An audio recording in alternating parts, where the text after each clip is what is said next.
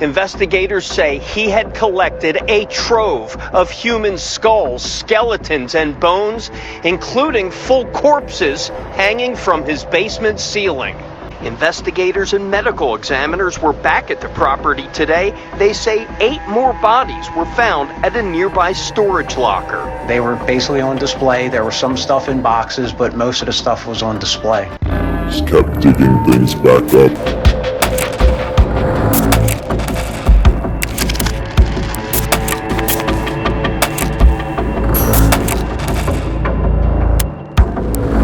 To the people in Ephrata, Pennsylvania, 34-year-old Johnathan Gerlach was just an ordinary guy. Classmates from high school said he is nice and really fun to be around. Nothing about Gerlock's house on 100 Washington Avenue drew attention. The grass was trimmed, the exterior well-maintained, every detail in place.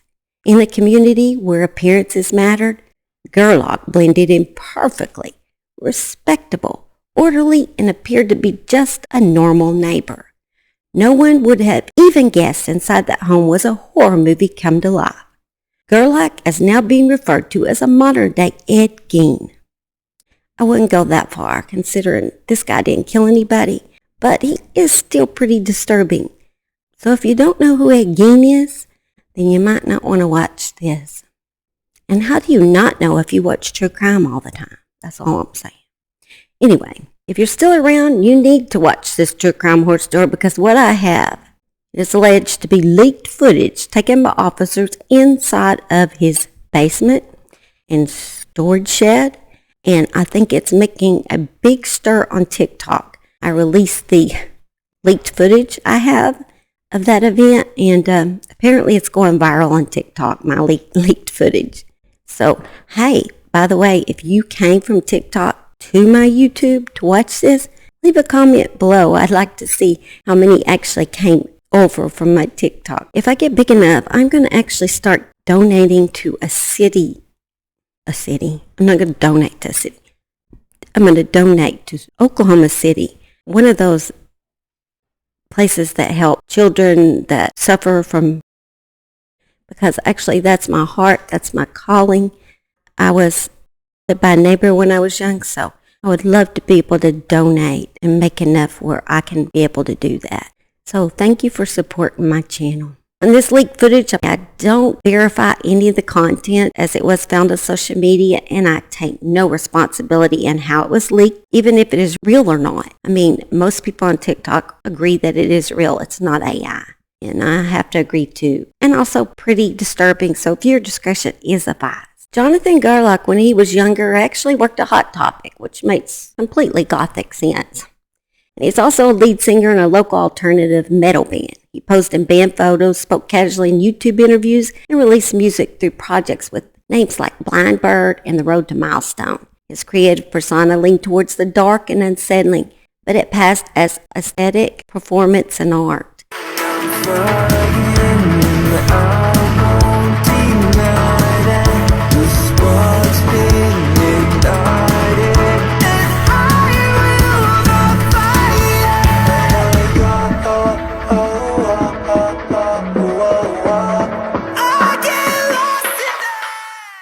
Kept digging things back up, and in the midst of that, other things were going on. I spent most of my time staring at a wall in my apartment writing, and just kind of having to ask myself the question, what do I really believe? What do I believe about myself? What do others believe about me? And the album kind of expanded into this mixture of dealing with that broken relationship, dealing with things I hate about myself, and dealing with friends who walked away from me because I decided to be real about who I was and what I felt. And he actually seems kind of like a depressed person to me. So in a way, I know it's kind of weird, but in a way I felt kind of bad for him. I usually don't say that, but for some reason, this guy, as I was researching him, just seemed like he was just depressed and in a dark spot in his life. Johnathan Gerlach moved to the home on 100 Washington Avenue in October 2023. It is a 3-bedroom, 1-bathroom home, and from the outside, it seems like it had the potential to be really beautiful inside. Allegedly, he co-owned this home with his ex-fiancée. On the ex-fiancée's social media, you can see the inside of the home on 100 Washington Avenue. Also, you can see the home on the Zillow website that shows the same stairs behind Gerlock's ex-fiancée, and also it's the same stairs that Gerlock is sitting on with a human skeleton in front of his face, as he declares it was his 33rd birthday. On September 24, 2025, a neighbor reported that the couple moved into the home together a few years back. From Gerlock's Instagram page, you can see a picture where he talks about renovating the attic of their new home into a museum/lounge. He even has a picture of a human skull sitting on the bed that Gerlock and his fiancée slept on. A skull he probably dug up and then just laid casually on their bed. My husband did that, I might have a problem. He's a taxidermist and he deals with lots of weird things, but he does not bring it in and lay it on her bed. I don't find that thrilling in any way. It's just not something I would get off on. He needs to keep that stuff in his shop. Neighbors said the couple often kept to themselves, but one neighbor remembers a moment that wouldn't leave him. Months before the discovery, he walked past Gerlock's garage and noticed something that stopped him cold. Each small window was alive with flies, 20, maybe 30 of them, clinging to the glass, beating their bodies against it as if trying to escape. At the time, he brushed it off. Now he says the image makes his stomach turn. Flies don't gather like that without a reason. Something inside that house was decaying. Something had been left to rot behind locked doors, hidden in plain sight while life on the street went on as normal. According to residents, Ephrata's code enforcement officers prided themselves on a safe, clean neighborhood. They exist to protect property value, prowling neighborhoods in search of peeling paint and a registered vehicle and a lawn cut a day too late, which is why I'm glad I live out in the country because I don't have to abide by any of this. I mean, in this neighborhood, a single overgrown branch can earn a citation. Nothing escapes their attention, or so it seems. While clipboards were filled with measurements and meetings were held over setbacks and approved tree species, something far worse was happening unnoticed. Behind a perfectly ordinary facade, Johnathan Gerlach was dragging nearly 400 pounds of human remains into the basement of his home, step by step, low by low, without raising a single alarm. At the same time he was smuggling the dead into his basement, he was also maintaining active profiles on social media. His social media profiles weren't hidden corners of the internet. They were public, ordinary, and easy to find. And in plain view, he was selling human bones. Not just any human bones. Remains he had personally dug out of graves were posted openly, listed, discussed, prized. Skulls and fragments of the dead were treated like collectibles, displayed without shame or disguise. Using the handle Dead Shit Daddy on Instagram and maintaining active profiles in private Facebook groups with names like Human Bones and Skull Selling Group, Gerlock allegedly transformed his home at 100 Washington Avenue into a digital storefront for the dead. Gerlock followed several skeletal collecting, corpse, and human skull stores on his social media accounts. In the Human Bones and Skull Selling Group, one buyer publicly thanked Gerlock for shipping a possible human teen in a human skin bag, and a baboon and a monkey. Yeah, I said human teen.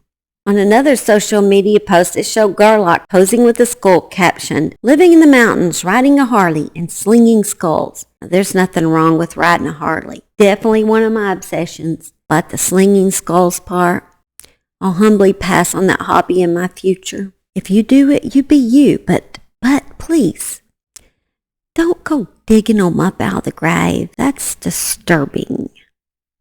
That's when you become Ed Gein. In December, a family friend gave police a tip and said members of Gerlock's family told them they saw a partially decomposed male body hanging like a display in Gerlock's basement. Can you imagine the family member stepping into Gerlock's home and smelling the odor of death, and then walking towards the basement and the smell is getting stronger and stronger, and you're wondering what in the world is in here?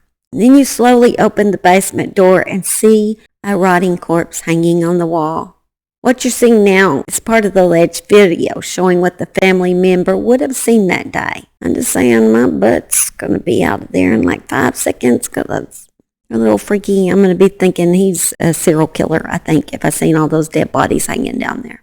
This family member didn't go to the authorities themselves, saying that they were afraid. Instead, they told a friend who decided the police need to know about these bodies hanging everywhere around there. You know, I think I would be kind of afraid too if I walked in on that and wondered if he actually killed those people or not. I mean, I guess they didn't know he had dug these bodies up or if he was a serial killer.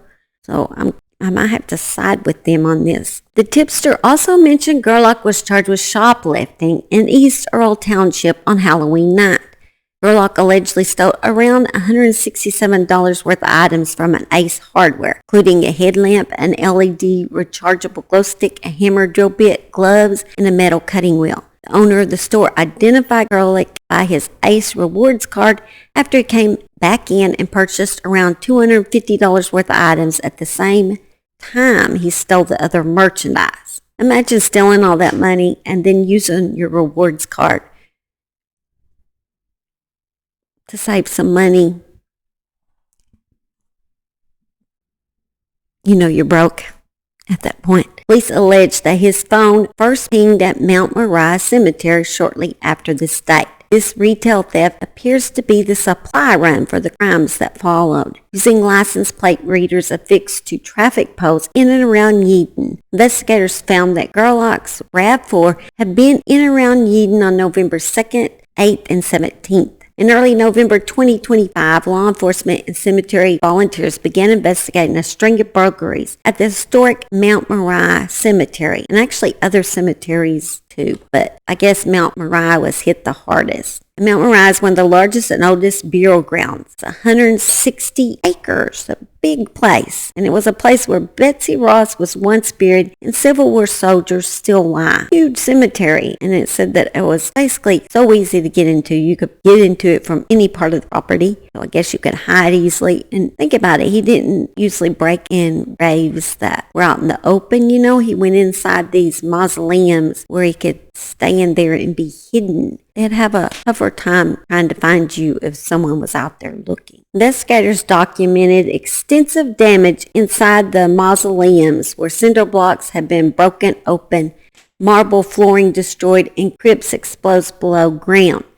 Police documented pull marks on the slabs and in one thought, a broken wooden pallet positioned against the wall as if used to climb in and out. Some of the crypts Gerlock targeted were buried nearly 10 feet underground in a dark, cramped, and silent tomb. To reach the remains, he reportedly tied a rope to a tree and rappelled down like a rock climber, descending into a cave. But it's the next part that's hard to imagine. How did he lift those bodies and bundles of bones back up? The image of Gerlock climbing that rope while clutching human remains seems almost impossible to me. It makes you wonder if he had help. Some of that stuff he dealt with, I'm sure, was very heavy too. Lifting those big, huge lids and trying to climb with all his gear back up out of there 10 feet. All that stuff he was carrying, bones that was falling apart. How did he manage that alone? Things that make you go, Gerlock might have been sneaky, but he wasn't the brightest tool in the tool shed, you know? Because he left his DNA behind. He left behind energy drinks and cigarette butts. The irony of a monster drink that fueled a monster is also what got the monster. Though to be fair, you can understand why you need an energy drink to rappel 10 feet up a rope while hauling human remains. That's a lot. Also, they found a liquid death energy drink, which is pretty fitting as well. So ultimately, it was the trash he left behind that buried him. Was that a pun?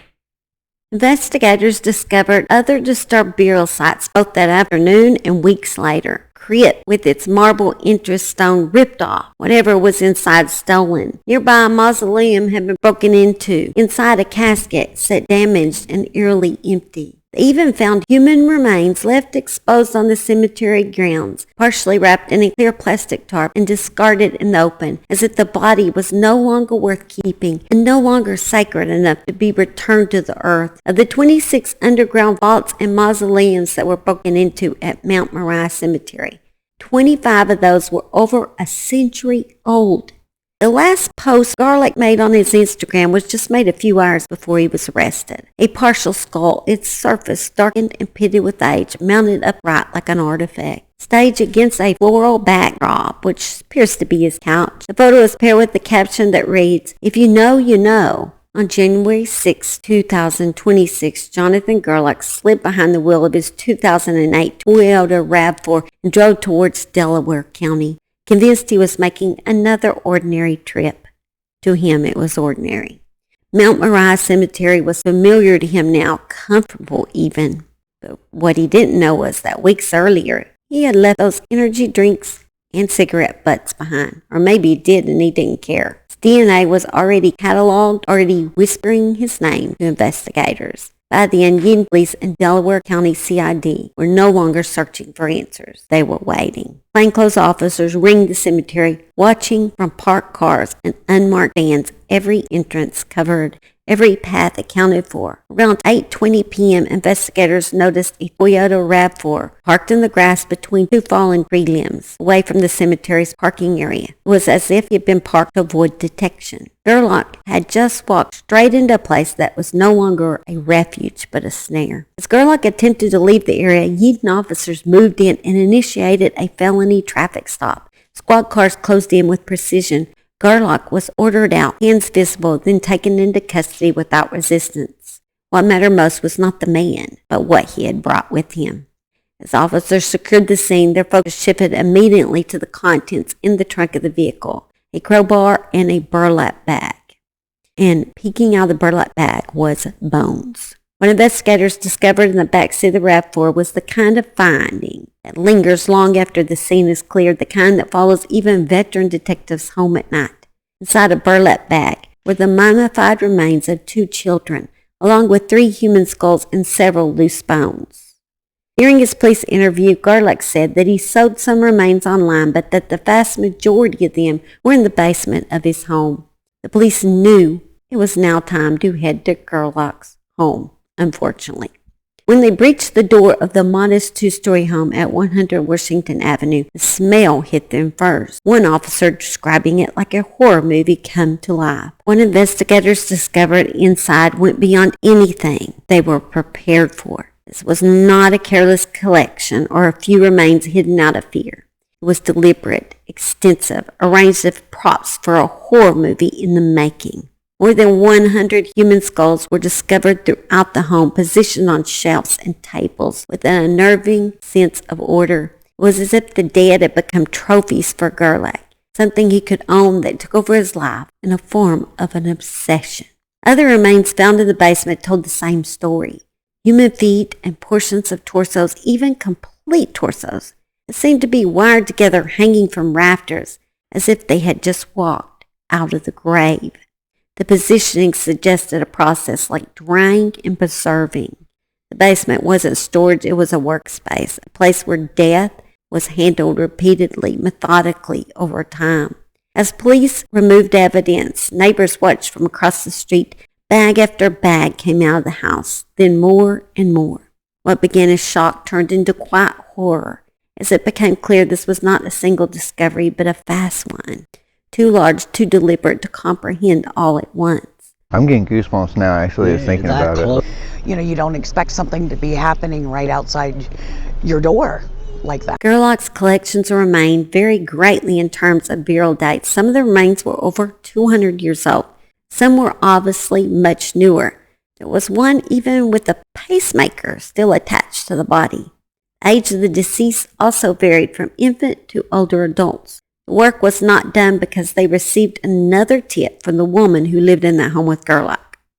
Gerlock's fiancée told officers that Gerlock had a storage locker, but Gerlock did not give his consent for them to search the locker. What I don't understand is, she knew, she saw this stuff. She had to know there was something weird about it, how he was gone at night, and he'd come back dirty and nasty. And I know if my husband was gone at night sneaking out doing weird things, you'd know. How did she not know? How did she never go in her basement? Did she not see all this creepy stuff he was pulling up out of the grave? Give me a break. Nobody is that naive. Anyway, so he didn't give his consent. So detectives sent a cadaver dog to the storage unit, and the dog did indicate that there was odor of human remains inside the locker. Surprise. A search warrant was granted and executed at the storage locker the next day, January 8th. From the locker, detectives retrieved 8 human corpses, miscellaneous body parts, ashes, and older jewelry believed to have been removed from graves. I'll go ahead and show you the video. So I'm going to put a time step when it does end, in case you don't want to see it, because, like I said, it is pretty disturbing. It's very short, and I'll time step it for you.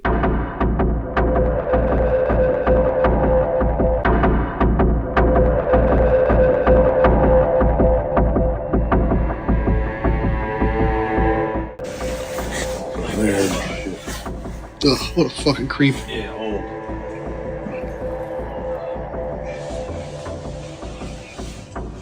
It's like my grandmother's dentures. It is. It's fucking gross. Look at the one hanging. Ugh. Look at these ones. All the ones behind you. God damn. Oh, that one's still alive. That's not almost alive. Hold on, I want to get the hand. Wow, look at this.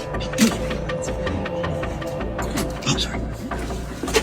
Oh my God. What the fuck? Is that a pacemaker? They appear shocked, kind of joking around about the situation. But you know what? As a nurse, I know that when it's almost too much for our brains, the only way we can get through it sometimes is by kind of trying to be funny about it.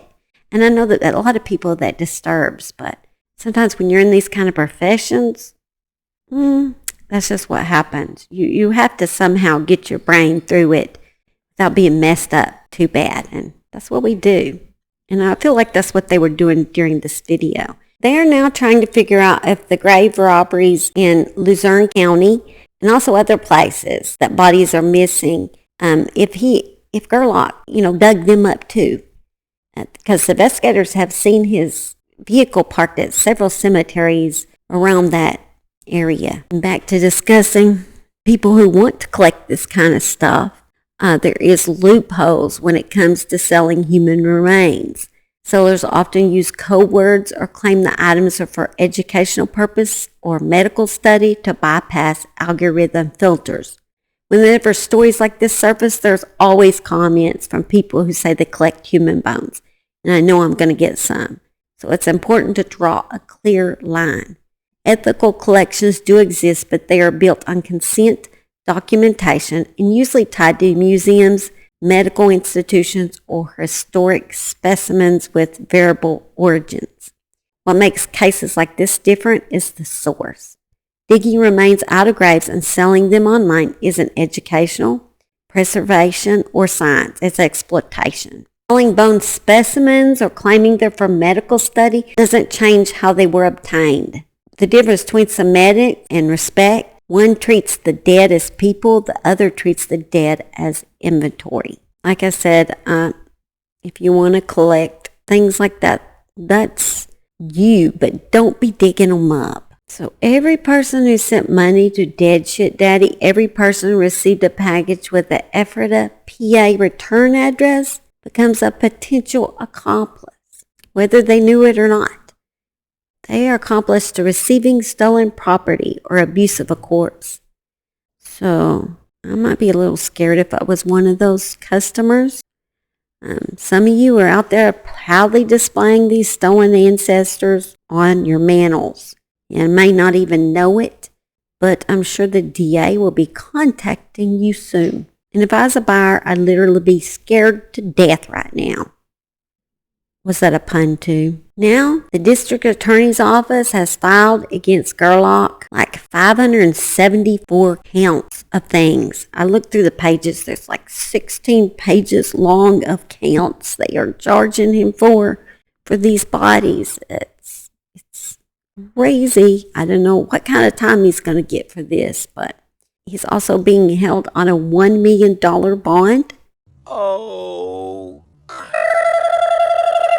All right, you guys know I was going to do the Australian child ring, but there has been so many cases that popped up between then and now and then, one of those. I haven't had time to completely research it. I'm still working on it, so I'll get there when I get there. Both of my dogs know I'm fixing to say bye, so you going to tell them bye? Say bye. Say bye, Simon. You want to get up here and say, oh, you just knocked my, I hope my mic's still working. I don't know. Say bye. Way back there. Say bye. Come here. Woo!